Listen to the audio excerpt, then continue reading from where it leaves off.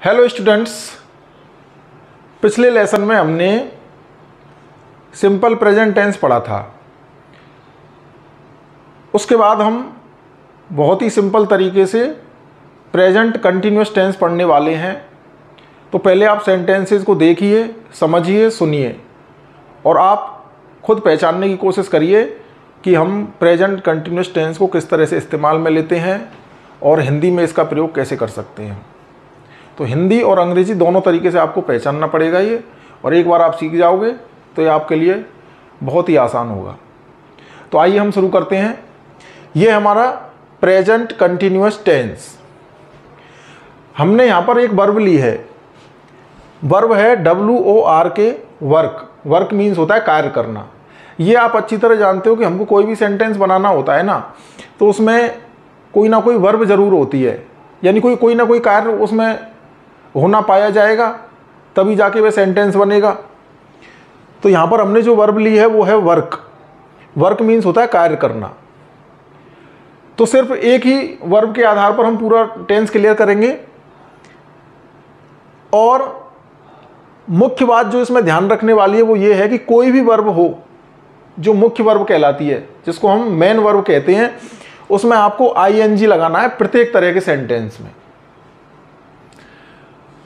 तो एक बात तो इसमें ये रही कि वर्ब के साथ में हमको ING लगाना है। वर्क है तो इसमें हम वर्किंग लिखेंगे।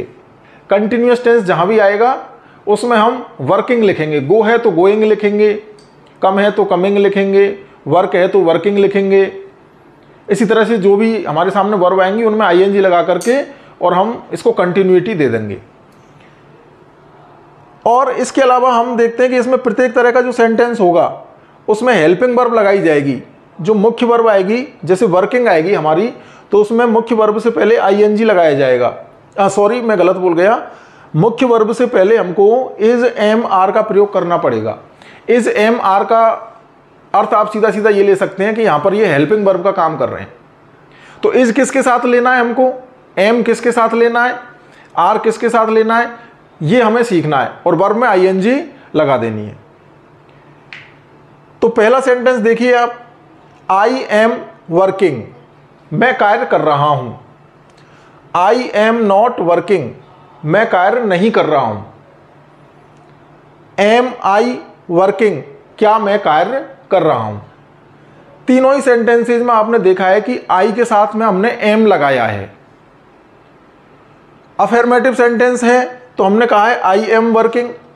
नेगेटिव सेंटेंस है तो एम के बाद नॉट लगा दीजिए, आपका नेगेटिव सेंटेंस बन जाएगा। आई एम नॉट वर्किंग, मैं कार्य नहीं कर रहा हूं। और आपको इंटेरोगेटिव सेंटेंस बनाना है तो जो हेल्पिंग वर्ब दी हुई है, जैसे आई के साथ एम लगती है प्रेजेंट कंटिन्यूअस में, तो सबसे पहले उस हेल्पिंग वर्ब को लिख दीजिए आप। उसके बाद सब्जेक्ट लिखिए, उसके बाद मेन वर्ब लिखिए। तो सेंटेंस कैसे बनेगा, एम आई वर्किंग, क्या मैं कार्य कर रहा हूं। तो इसमें ध्यान रखने वाली बात यह है कि आई के साथ हमेशा एम का प्रयोग होगा, AM। इसमें जो सेंटेंस लिया है उसको आप दोबारा ध्यान से सुन लीजिए। आई एम वर्किंग, मैं कार्य कर रहा हूं। आई एम नॉट वर्किंग, मैं कार्य नहीं कर रहा हूं। एम आई वर्किंग, क्या मैं कार्य कर रहा हूं। दूसरे वाले ग्रुप को देखिए आप कि हमारे सब्जेक्ट या तो ही होगा या सी होगा या इट होगा या कोई एक नाम होगा। उन सब के साथ हमको इज का प्रयोग करना है। ये जो इज आपको दिखाई दे रहा है इसका प्रयोग हमको करना है। तो इज का प्रयोग हमको सभी के साथ करना है। और वर्ब में हमेशा ING लगेगी क्योंकि कंटिन्यूअस टेंस है, प्रेजेंट कंटिन्यूअस टेंस है, तो इसमें वर्ब में क्या लगेगी, ING लगेगी। ही इज वर्किंग, वह कार्य कर रहा है। सी इज वर्किंग, वह कार्य कर रही है। इट इज वर्किंग, जहां भी इट का प्रयोग होगा तो इस तरह सेंटेंस बन जाएगा। नेम के लिए हम कोई भी एक नाम ले सकते हैं, जैसे कि राम इज वर्किंग, राम कार्य कर रहा है। नेगेटिव सेंटेंस बनाना है आपको, तो नेगेटिव सेंटेंस के लिए आप इज के बाद नॉट लगा दीजिए, तो उसका नकारात्मक वाक्य या नकारात्मक अर्थ आपके सामने आ जाएगा। ही इज नॉट वर्किंग, वह कार्य नहीं कर रहा है। सी इज नॉट वर्किंग, वह कार्य नहीं कर रही है। It is not working, Ram is not working, Ram कार्य नहीं कर रहा है। तीसरी तरह की सेंटेंस है इसमें इंटेरोगेटिव सेंटेंस। इंटेरोगेटिव सेंटेंस में हम सबसे पहले हेल्पिंग वर्ब का प्रयोग करते हैं। किसका प्रयोग करते हैं? हेल्पिंग वर्ब का। तो हेल्पिंग वर्ब का प्रयोग हम करेंगे तो इसमें सबसे पहले आ जाएगा इज। हम इंटेरोगेटिव सेंटेंस की बात कर रहे हैं। इंटेरोगेटिव सेंटेंसेज में हमेशा हेल्पिंग वर्ब पहले लगाई जाती है। जैसे आई के साथ हेल्पिंग वर्ब एम आ रही थी तो हमने इंटेरोगेटिव में एम पहले लगाया था। तो यहां पर ही, सी, इट और कोई भी नाम होता है तो उसके साथ हेल्पिंग वर्ब इज होती है अफर्मेटिव सेंटेंस में। अफर्मेटिव के बाद हमने नेगेटिव बनाया, उसमें इज नॉट लगा दिया। उसके बाद हम इंटेरोगेटिव बना रहे हैं तो इंटेरोगेटिव में क्या करेंगे, ये जो हेल्पिंग वर्ब है इसको सबसे पहले ले आएंगे और बीच में रखेंगे सब्जेक्ट।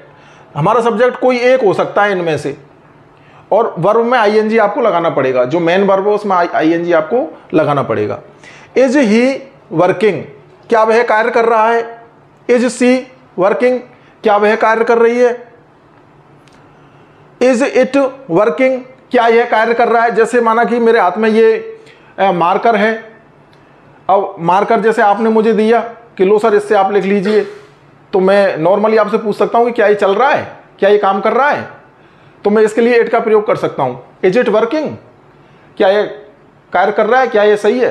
तो हम इट का प्रयोग इस तरह से कर सकते हैं। Is it working. नेम, कोई भी एक नाम हो सकता है। इज राम वर्किंग, क्या राम कार्य कर रहा है? तीसरा वाला ग्रुप है हमारे लिए जिसमें हम हेल्पिंग वर्ब के रूप में लेते हैं आर, ARE।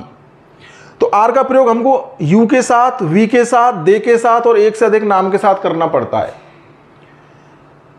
अफर्मेटिव सेंटेंसेस की बात कर रहे हैं हम। सबसे पहले सब्जेक्ट लिखेंगे, फिर आर लिखेंगे, उसके बाद मेन वर्ब लिखेंगे और उसमें आईएनजी लगाएंगे। तो एक एक करके देख लेते हैं। यू आर वर्किंग, तुम काम कर रहे हो। वी आर वर्किंग, हम कार्य कर रहे हैं। दे आर वर्किंग, वे कार्य कर रहे हैं। एक से अधिक नाम है जैसे कि Ram and Shyam are working, Ram और श्याम कार्य कर रहे हैं। निगेटिव सेंटेंस बनाना है तो बिल्कुल सिंपल है, आर के बाद नोट लगा दो। और आर किन के साथ लगता है ये आपको पता है। यू आर नॉट वर्किंग, तुम कार्य नहीं कर रहे हो। वी आर नॉट वर्किंग, हम कार्य नहीं कर रहे हैं। दे आर नॉट वर्किंग, वे कार्य नहीं कर रहे हैं। इसी तरह से नाम के साथ आ जाएगा। इंटेरोगेटिव सेंटेंस बनाना है आपको, तो इंटेरोगेटिव सेंटेंस में सबसे पहले हेल्पिंग वर्ब आ जाएगी। और हेल्पिंग वर्ब का पता कैसे लगेगा हमें कि इज आएगा, कि एम आएगा, कि आर आएगा। तो आर किन के साथ आता है?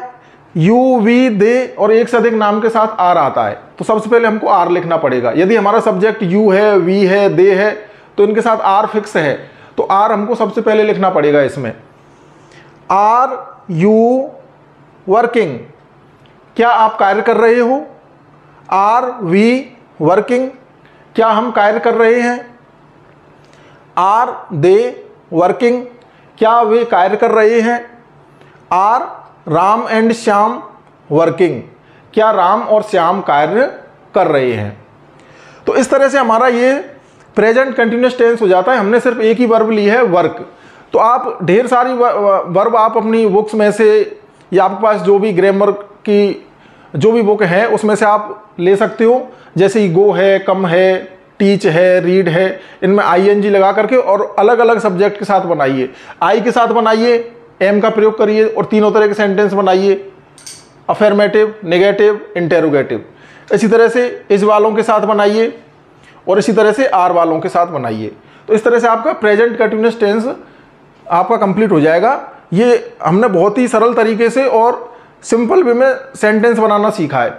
यदि हमको पूरा कंटिन्यूअस टेंस समझना है तो उसके लिए हम आगे की क्लासेज में समझेंगे कि किस तरह से इसका प्रयोग कहाँ पर किया जाता है। हमने तो सिर्फ इसका स्ट्रक्चर समझा है कि हमको इसका फॉर्मेशन करना कैसे है, कि सब्जेक्ट लेना है, helping verb is am are लेनी है और वर्ब में आईएनजी लेनी है।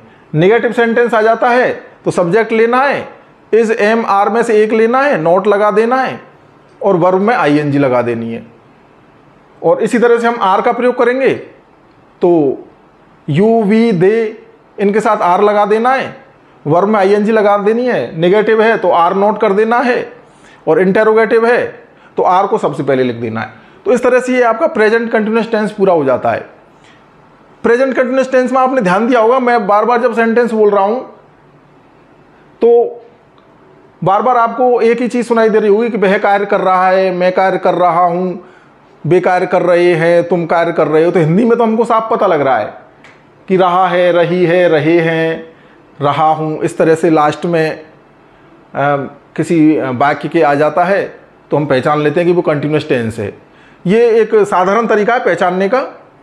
बाकी इंग्लिश में हमको कैसे पहचानना है कि प्रेजेंट कंटिन्यूअस टेंस है, तो इंग्लिश में पहचानने के लिए आपको क्या करना है, इज एम आर देखिए, और इज एम आर के साथ मुख्य क्रिया में यदि आईएनजी लगा हुआ है तो आप समझ जाइए कि प्रेजेंट कंटिन्यूअस टेंस है। जैसे कि हम एक नॉर्मल सेंटेंस ले लें कि मैं पढ़ा रहा हूं, तो इसमें सब्जेक्ट क्या है, मैं, यानी कि आई। तो आई के साथ क्या लगाना पड़ेगा मुझे, एम। I am teaching. इसका मुझे नेगेटिव बनाना है कि मैं नहीं पढ़ा रहा हूं, तो हो जाएगा आई एम नॉट टीचिंग। इसका इंटेरोगेटिव बनाना है तो सबसे पहले मैं हेल्पिंग वर्ब एम को ले आऊंगा और क्या बोलूंगा, एम आई टीचिंग। इसी तरह से हम इज का प्रयोग करके बना सकते हैं और आर का प्रयोग करके बना सकते हैं। ये इसका आप बार बार अभ्यास करोगे, अलग अलग वर्ब लेकर के आप अभ्यास करोगे तो आप जल्द ही इस टेंस को सीख जाओगे। बाकी इस टेंस में आप पारंगत कैसे होगे, ज़्यादा से ज़्यादा वर्ब सीखिए, ज़्यादा से ज़्यादा शब्द देखिए। और ये सेंटेंस बिल्कुल छोटे छोटे सेंटेंसेज हैं, और कई बार तो ये ऐसा लगता है कि बहुत ही छोटी सेंटेंस है, ये सार्थक है या नहीं। सार्थकता हमको बाद में देखनी है, पहले हमको स्ट्रक्चर सीखना है कि हम सेंटेंस बना सकते हैं या नहीं। तो ये था आपका प्रेजेंट कंटिन्यूअस टेंस। क्लास में जुड़ने के लिए आपका बहुत बहुत धन्यवाद। Thank you very much.